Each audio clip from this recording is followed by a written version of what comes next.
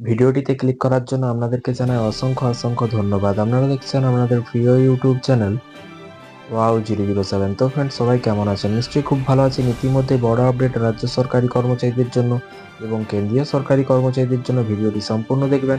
চ্যানেলে যারা এই ভিডিওটি প্রথম দেখছেন অবশ্যই চ্যানেলটিকে সাবস্ক্রাইব করে পাশে থাকা বেল আইকনটিতে প্রেস করে রাখবেন প্রতিদিনের লেটেস্ট আপডেট পাওয়ার জন্য। ডিসেম্বরে সরকারি কর্মচারীদের জন্য সুখবর, মহার্ঘ ভাতা বেড়েছে। ডিসেম্বরে অষ্টম কমিশন নিয়ে কিন্তু আলোচনা হতে চলেছে। ভিডিওটি সম্পূর্ণ দেখুন।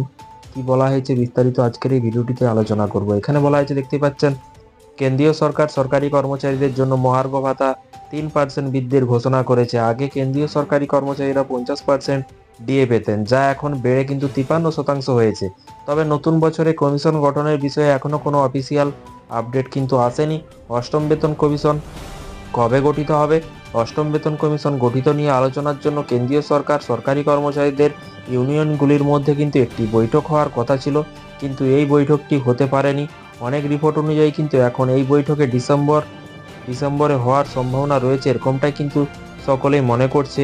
এবং নভেম্বরে কিন্তু এখানে বলা হয়েছে national council of joint consultative machinery GCM এর বৈঠক হওয়ার কথা থাকলেও কিন্তু তাও হতে পারেনি। জিসিএম হলো একটি ফোরাম যেখানে সরকারি কর্মচারীদের সাথে সম্পর্কিত বিষয় নিয়ে সরকার এবং ইউনিয়নগুলির মধ্যে বিস্তারিত আলোচনা হয়। কেন্দ্রীয় মন্ত্রিপরিষদ সচিবের নেতৃত্বে জেসিএম এর জাতীয় পরিষদ এবং বৈঠক কেন বিলম্ব? জিসিএম এর বৈঠকে বিলম্বের কারণ ছিল জনশক্তি ও প্রশিক্ষণ বিভাগের সচিবের পরিবর্তন।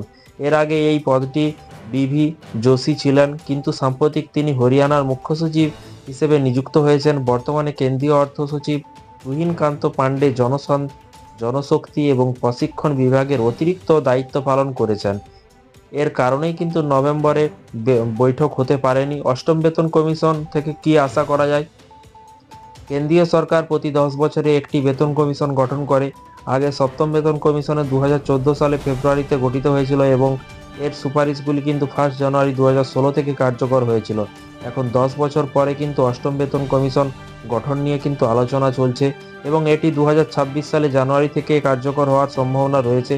এবং সিক্স পে বেতন কমিশনের অধীনে কিন্তু কেন্দ্রীয় কর্মচারীদের মূল বেতনে প্রতি মাসে 7,000 টাকা করে ছিল।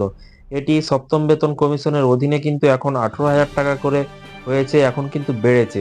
এখন অষ্টম বেতন কমিশনের অধীনে মূল বেতনের উল্লেখযোগ্য বৃদ্ধির সম্ভাবনা রয়েছে। জেসিএম সেক্রেটারি শিবগোপাল মিশ্র অনুমান করেছে যে ফিটমেন্ট ফ্যাক্টর 2.86 হতে পারে এবং সপ্তম বেতন কমিশনে 2.57 ছিল। এর ফলে কেন্দ্রীয় কর্মচারীদের ন্যূনতম বেতন প্রতি মাসে কিন্তু 51,480 টাকা হতে পারে। এছাড়া অবসরপ্রাপ্ত কর্মচারীরা ফিটমেন্ট ফ্যাক্টরের সুবিধা পাবেন, যার কারণে তাদের পেনশনও কিন্তু 186% বৃদ্ধি পেতে পারে। এই পরিস্থিতিতে কিন্তু সর্বনিম্ন পেনশন হতে পারে প্রায় 25,740 টাকা। প্রভাব কি হতে পারে?